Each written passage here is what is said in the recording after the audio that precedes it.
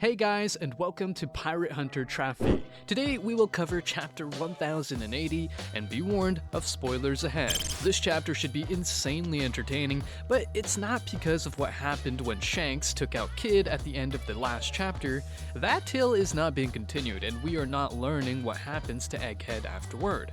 Instead, the focus now shifts to Koby's insane bounty, the bizarre truth about swords, and more, astounding devil fruits, and Garp, annihilating the Blackbeard pirates in this spectacular chapter. Thus, be sure to stay tuned as not to miss a single detail.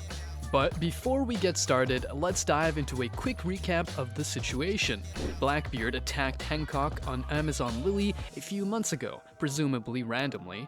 For some reason, he was trying to get her devil fruit. Still, coincidentally, Koby was also after Hancock to arrest her because the warlord system had been abolished at that moment. To cut a long story short, after a fight, Koby was taken as a prisoner by Blackbeard. We were still determining the precise reason behind his action, but his grand strategy is revealed in this chapter. Also, it was revealed that Garp had learned about this and decided to save Koby because Koby is somewhat similar to his new grandson. But we'll talk about that afterward. Let's begin chapter 1080 right away.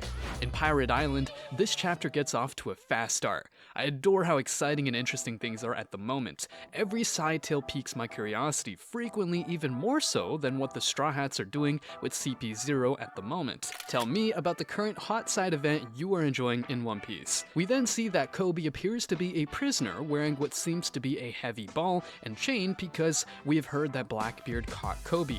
The next thing we see is Koby's wanted poster, which is exciting since it will be the first time we learn what a Marine's bounty is. I've been excited by the notion of bounty placed on Marines for a while, and I've been waiting impatiently for one, and Koby's didn't let us down.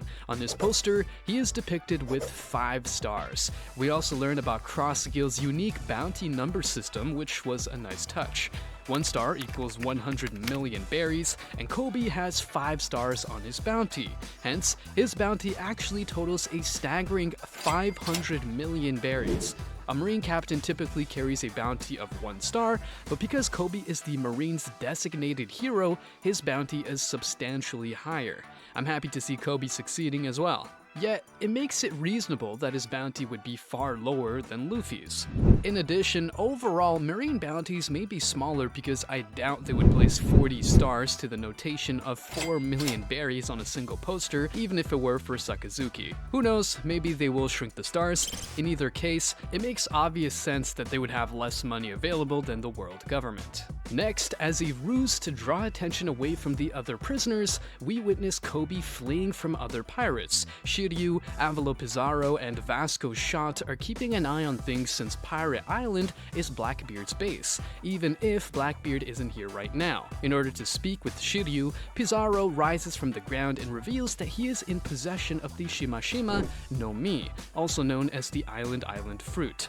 With this devil fruit, Pizarro can blend in with various island features such as the stone wall or wooden floor, making it simple for him to walk from one location to another. The following panel reveals Pizarro's hesitation to step in since he wants to avoid devastating the town after they've just finished restoring the Rocky Port.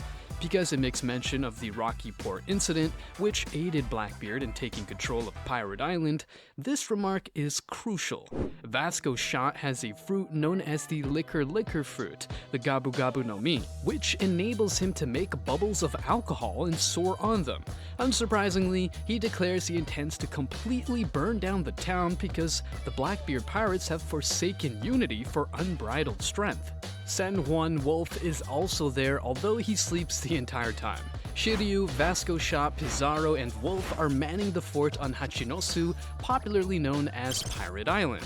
Yet, what's going to happen will damage the Blackbeard pirates' reputation, even though this is not their complete might. In a flashback, Koby's predicament is revealed to be tied up in front of Blackbeard, Van Auger, and others. Blackbeard desires to establish Pirate Island as a world government-approved nation and ascend to the throne. This guy is usually moving in deliberate, smart ways. Apparently, he deliberately abducted Koby not to demand money from the global government or to collect Koby's bounty, but use him as a nebulous negotiating chip. But things didn't go exactly as planned. We're about to learn more crucial details about what exactly being a member of SWORD implies, according to Kobe, who says he's a part of it. Kobe asserts that because he is a SWORD member, they are unable to employ him in negotiations. Then Kuzan, who many fans believe is also a secret member of SWORD, joins in and explains that because SWORD members are Marines who formally reside, they are permitted to attack Yonko without permission. Since they are not subject to chain of command, the Marines are not responsible for them and are free to cut them off at any time. It's an intriguing revelation that gives these Marines a lot cooler appearance because it shows that they aren't merely dogs following orders for the Marines. Oda has once more thrown up more murky zones, making distinguishing between Marines and pirates difficult. Even with all of this new information, Blackbeard still thinks he can somehow use Kobe's hero title to put pressure on the world government. And oh boy, he has no idea how that pressure is about to backfire on him. It turns out that Perona found Kobe in a cell and promised to let him go if he helped her get Maria out of a deeper cell. Kobe agreed, which is why he is distracting the guards and helping to get other prisoners out of jail. Now, we can see that more people from SWORD have come to Pirate Island. As they attack Pirate Island, we meet some of the members and learn more about their crazy devil fruit powers. Some members of SWORD get cut, and then it turns out that their bodies are made of clay and that they grow back from their wounds. How this is possible will be explained soon. It's crazy, and so are the consequences. But first, we see buildings that are moving. These crazy powers belong to Kuchaku, Vice Admiral Turu's granddaughter. It turns out Vice Admiral Turu's granddaughter is a Muchi Muchi user, also called a Whip Whip user. She has control over everything she whips, even buildings, and she uses this power to trap most of the pirates in the middle of the island. Then Commander Hibari comes in. She is a sniper who uses Vegapunk's GP flower bullets to turn enemies' gunpowder into flowers so they can't hurt Kobe, who is in the middle of all these trapped pirates. Then we see the cool Gunyo Gunyo user Prince Garus, also known as a Clay user. So not only can he control clay, but it looks like, from what we saw, he can also turn the bodies of other SWORD members into clay so that they can't be hurt by physical attacks in battle, at least not by those that don't have haki. We then see Tashigi Helmeppo with Garp, as if this chapter wasn't crazy enough already. But while the first two are freaking out as their ship takes off, Garp just smiles. It is one of the most exciting moments when the pirates and even Kobe down below see the ship appear above them. It's the stuff of legend. Even though Garp is 78 years old and should be past his best, you wouldn't know it from this chapter. Garp seems to be laughing and crying tears of happiness. Shiru and Vasco, on the other hand, are now paying attention. Garp jumps off the ship and uses a crazy punch attack called the Galaxy Impact to hit the ground. His crazy punch, which has haki in it, destroys the whole town below him before he even gets close to it.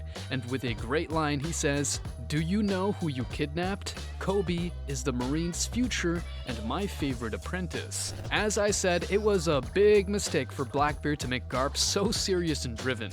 At least, that's how it looks right now. Now, if Blackbeard planned for this to happen and finds a way to use Garp's appearance to his advantage, that will boost his reputation and esteem a lot and make him more than just a final villain. But right now, it doesn't look like the 4 Blackbeard pirates will be able to do much on their own against all of these SWORD members and the crazy Garp, whose attack we just saw is, despite being old, one of the most epic and powerful we've seen in the series.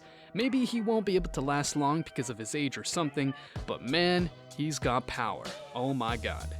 Next week, there won't be a new chapter, but Oda gave us another great chapter to tide us over until the next one comes out. But even against Garp, the Blackbeard pirates as a whole might have a good chance. You won't want to miss our One Piece explainer videos if you want to know why. So check out our other videos and subscribe to make sure you don't miss any.